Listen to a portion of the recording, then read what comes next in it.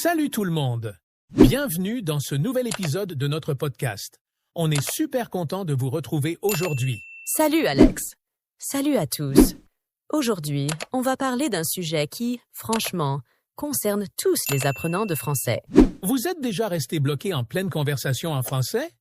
Vous savez ce moment gênant où vous voulez dire quelque chose, mais rien ne sort? Ah oui, tu cherches tes mots, tu paniques, tu finis par bégayer. Et au final, tu ne dis rien du tout. On a tous vécu ça! Mais aujourd'hui, on va vous donner 3 techniques ultra efficaces pour ne plus se bloquer quand vous parlez français. Oui, et le mieux, c'est que ces techniques sont simples à appliquer et fonctionnent immédiatement.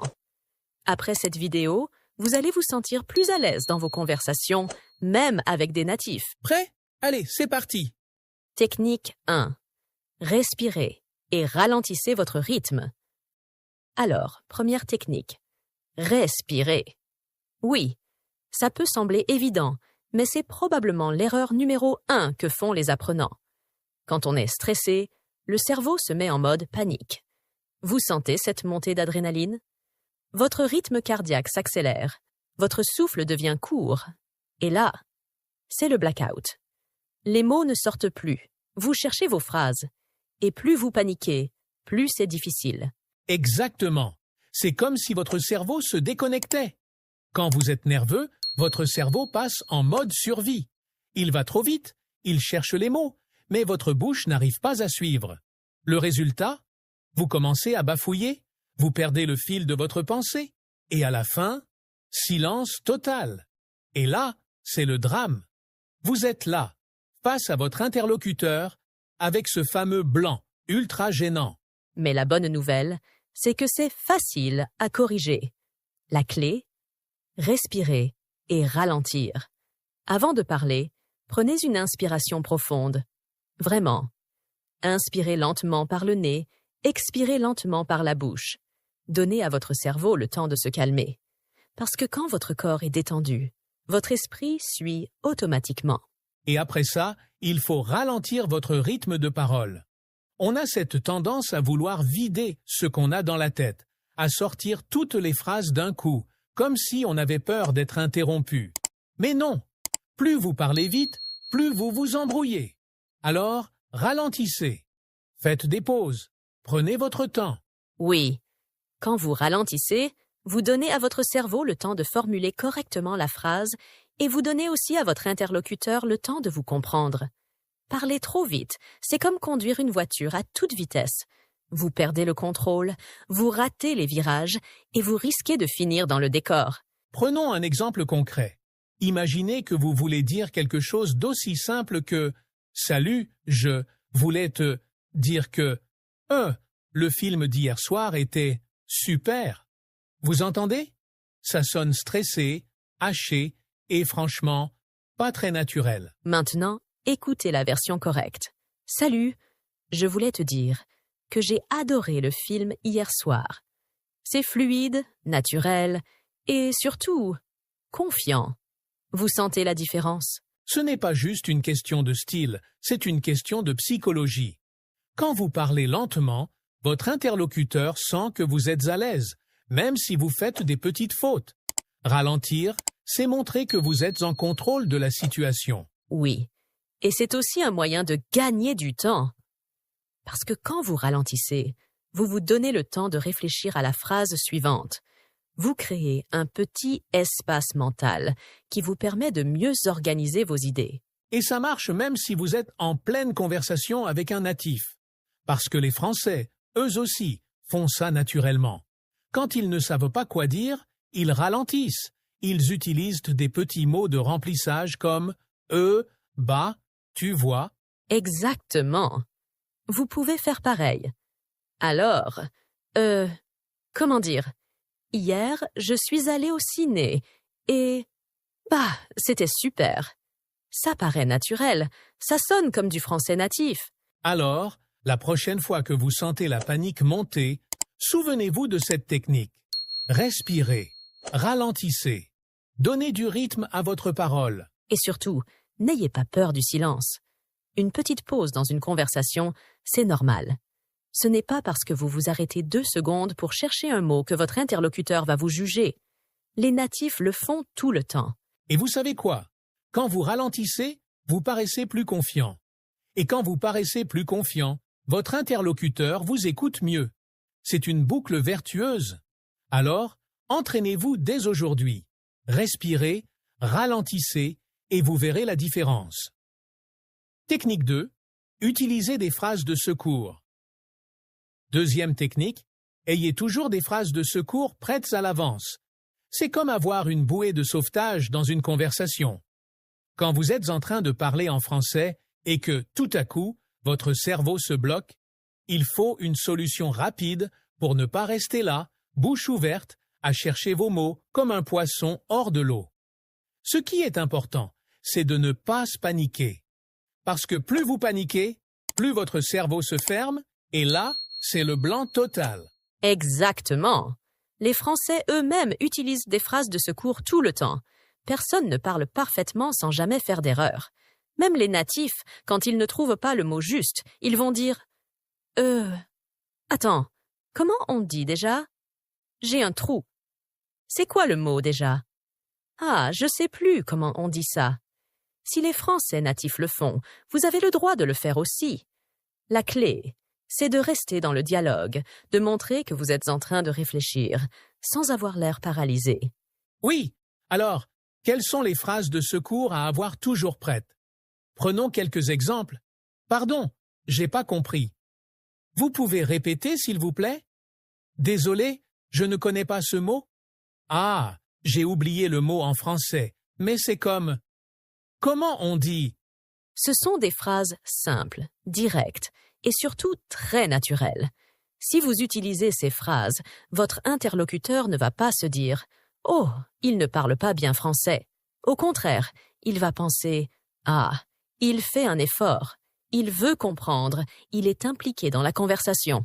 Et ça, c'est super positif. Prenons un exemple concret. Imaginez que vous êtes en train de parler avec un Français. Vous voulez dire « couteau », mais le mot ne vous vient pas. J'ai oublié le mot en français, mais c'est un truc qu'on utilise pour couper le pain. Et là, la personne en face de vous va dire « Ah, un couteau ?» Oui, exactement. Boum! La conversation est relancée, vous êtes toujours dedans, et surtout, vous n'avez pas perdu la face. Oui, et ça fonctionne dans n'importe quel contexte. Si vous êtes en train de commander dans un restaurant, si vous parlez avec un collègue au travail, ou même si vous êtes en train de discuter avec un ami, ces phrases vous sauvent à chaque fois. Parce que ce que les Français veulent, ce n'est pas une grammaire parfaite. Ils veulent une conversation naturelle, fluide, sans pression. Et le plus beau dans tout ça, c'est que lorsque vous utilisez une phrase de secours, votre cerveau se détend automatiquement. Vous arrêtez de vous dire « Oh non, je vais me tromper, je vais avoir l'air bête. » Non, parce que vous avez une échappatoire. Vous n'êtes plus en mode panique, vous êtes en mode contrôle. Et ce qui est magique, c'est que ça crée une interaction naturelle avec la personne en face de vous. Quand vous dites « Ah, j'ai oublié le mot en français, mais c'est comme… », la personne va automatiquement essayer de vous aider. Ça crée une dynamique amicale. Oui, ça devient une sorte de jeu. Vous essayez de décrire le mot, la personne essaie de le deviner. Et là, ça devient une vraie conversation, avec de la complicité. C'est comme quand vous jouez à « devine le mot », sauf que là, vous êtes en train d'améliorer votre français en même temps. Et même si vous n'avez pas la bonne réponse du premier coup, ce n'est pas grave. Le simple fait de continuer à parler, de rester dans la conversation, c'est déjà une victoire. Parce que le plus gros piège, c'est de se bloquer, de se taire, de laisser le silence s'installer. Si vous utilisez une phrase de secours, vous brisez ce silence et vous gardez le contrôle. Prenons un autre exemple. Imaginez que vous parlez avec un collègue français. « Tu peux m'expliquer ce projet? J'ai pas tout compris. » Si vous êtes perdu, vous pouvez dire « Ah, pardon, j'ai pas compris ce que tu viens de dire. Tu peux répéter? » La personne va répéter, souvent plus lentement, et bam, vous êtes à nouveau dans la conversation. Autre exemple, vous êtes dans un magasin et le vendeur vous demande quelque chose, mais vous ne comprenez pas. Pardon, je n'ai pas compris. Vous pouvez répéter. Simple, naturel et surtout efficace. Et même si vous n'avez toujours pas compris après la deuxième fois, pas de stress. Vous pouvez enchaîner avec « D'accord, mais c'est quoi exactement ?» Ça montre que vous faites un effort, que vous êtes impliqué. Et les Français adorent ça. Oui, parce que le français, ce n'est pas une langue parfaite, c'est une langue vivante. Si vous restez dans l'échange, vous êtes déjà en train de gagner. Alors, retenez bien cette technique. Préparez quelques phrases de secours à l'avance. Ne paniquez pas si vous bloquez. Utilisez une phrase simple pour continuer la conversation. Si vous n'avez pas le mot juste, décrivez-le et laissez la personne en face de vous aider. C'est comme avoir une béquille dans une conversation. Et vous allez voir, ça marche à tous les coups. Alors, entraînez-vous dès aujourd'hui à utiliser ces phrases. Et la prochaine fois que vous êtes en difficulté, vous saurez exactement quoi dire. Technique 3. Reformuler au lieu de rester bloqué. Troisième technique. Et franchement, celle-là est magique. Si vous sentez que vous êtes en train de bloquer, que le mot que vous cherchez refuse de venir, ne vous arrêtez pas. Reformulez. C'est un réflexe essentiel dans une conversation, parce que si vous restez silencieux, le blanc s'installe, la pression monte, et vous perdez complètement le fil. Mais si vous reformulez, vous restez dans le dialogue. Et ça, c'est la clé pour paraître naturel en français. Oui, et c'est exactement ce que les natifs font tout le temps. Quand on parle, même en tant que Français, il y a des moments où on ne trouve pas le bon mot. Mais est-ce qu'on s'arrête? Non. On contourne le problème en utilisant une autre phrase ou un synonyme. Le but, ce n'est pas d'être parfait. Le but, c'est de continuer la conversation. Prenons un exemple concret. Imaginez que vous voulez dire « Je suis allé au supermarché parce que je devais acheter du pain. » Mais là, vous bloquez à « supermarché ». Le mot ne vous vient pas. Pas de panique.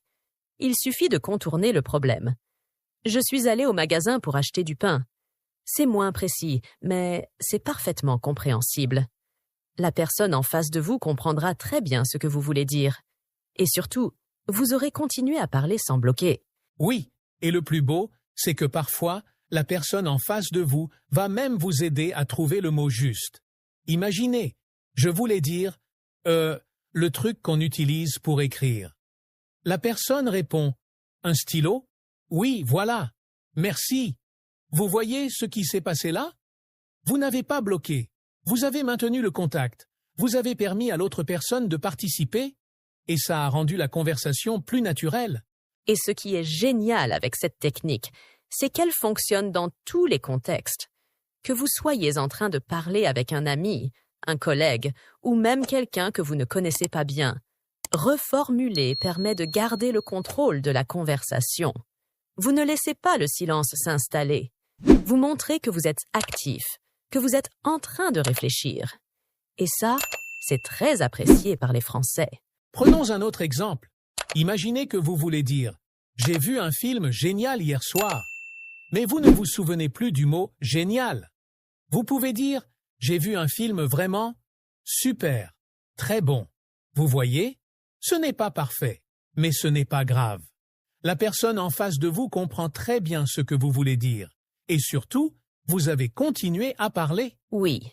Et l'avantage de cette méthode, c'est qu'elle détend l'atmosphère. Si vous cherchez un mot et que vous reformulez calmement, la personne en face de vous va instinctivement essayer de vous aider. Ça crée une interaction naturelle, une vraie connexion. Et surtout, ça vous donne du temps pour réfléchir. Quand vous reformulez, votre cerveau continue de chercher le mot manquant en arrière-plan. Parfois, vous allez même le retrouver en plein milieu de votre phrase. C'est comme si votre cerveau continuait le travail pendant que vous parlez. Et puis, il y a une autre astuce. Au lieu de chercher un mot complexe, simplifiez. Prenons un exemple. Vous voulez dire « Il y avait une atmosphère incroyable à ce concert ». Mais vous bloquez à « atmosphère ». Vous pouvez dire « L'ambiance était incroyable ». Ambiance est plus simple à trouver Et vous restez dans la conversation?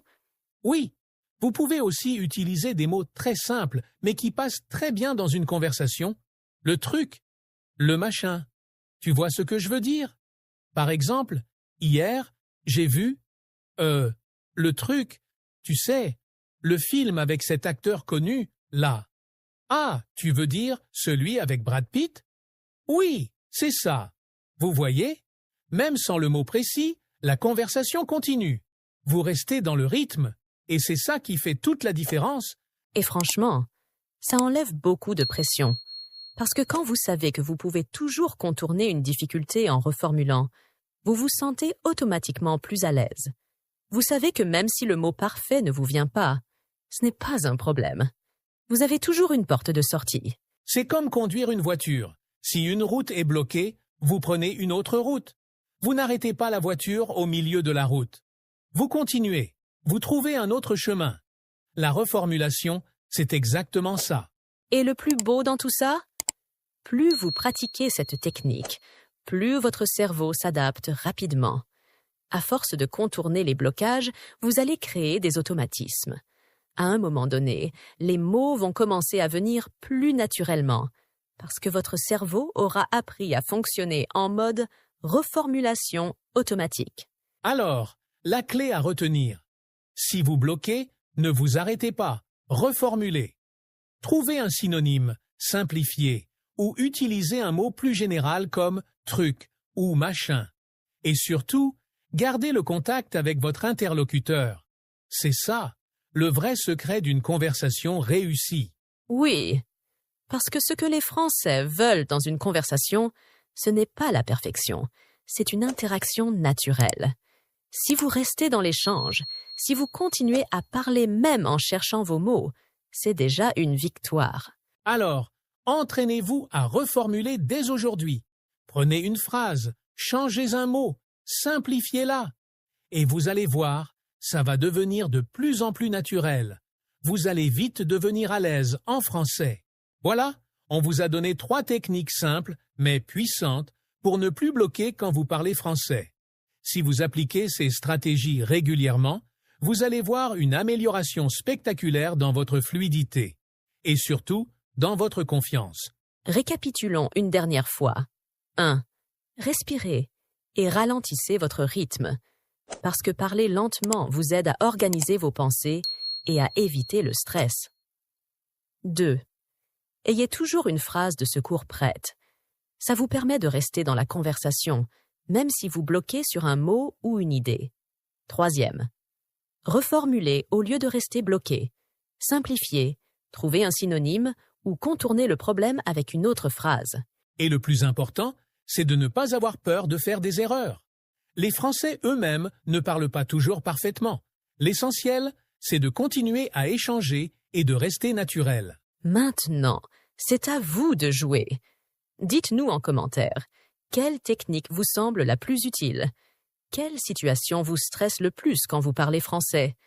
On veut vraiment savoir ce qui vous bloque, parce que nos prochains épisodes seront faits pour vous aider à progresser. Et bien sûr, si cette vidéo vous a aidé, laissez un gros like et abonnez-vous à la chaîne. On prépare déjà plein de nouveaux épisodes pour vous aider à parler français comme un natif. Merci d'avoir été avec nous aujourd'hui. Continuez à parler, continuez à pratiquer. Et surtout, amusez-vous. Ciao tout le monde!